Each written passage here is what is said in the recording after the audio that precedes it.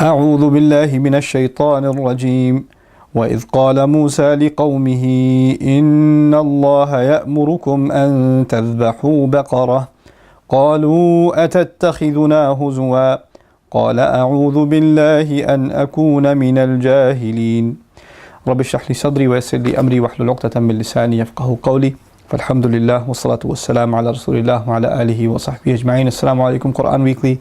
In this short reminder, I want to share with you something from ayah number 67 of Surah Al-Baqarah, in which Allah Azza wa Jal talks about the incident of the cow. Of course, Surah Al-Baqarah is called the cow. When Musa alayhi salam said to his nation, no doubt it is Allah that in fact commands you that you should slaughter a cow.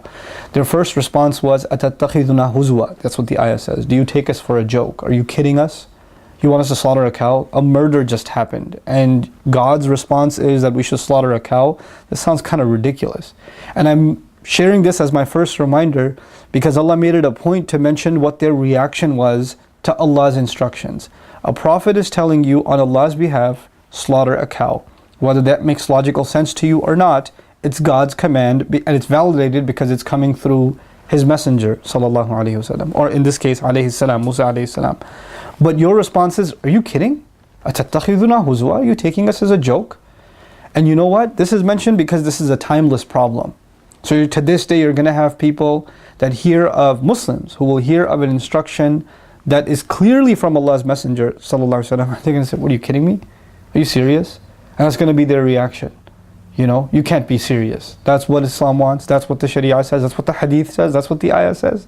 No way, that doesn't make any sense, etc., etc. This kind of reaction. And this kind of reaction would make Musa alayhi salam extremely upset. So within the same ayah, قَالَ أَعُوذُ بِاللَّهِ. He said, I seek Allah's refuge. From what? أَنْ أَكُونَ مِنَ الْجَاهِلِينَ. That I should be from those who lose their emotional control. Jahil actually is the opposite of aqil. Aqil is someone who controls their emotions. Jahil is someone who loses them.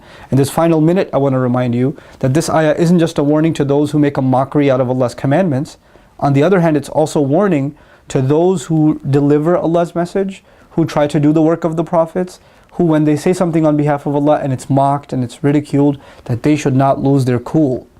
Because Musa alayhi salam immediately says, I seek refuge of Allah that I should be from those who are jahil, who lose their cool. In other words, this would really enrage him, and he does not want to lose his temper, because then he will not be able to do his job.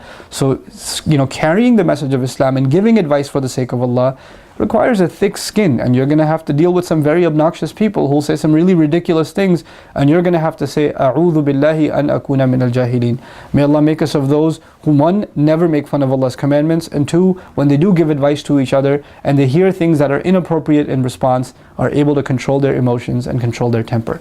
Barakallahu li wa lakum. Assalamu alaikum wa rahmatullahi wa barakatuh.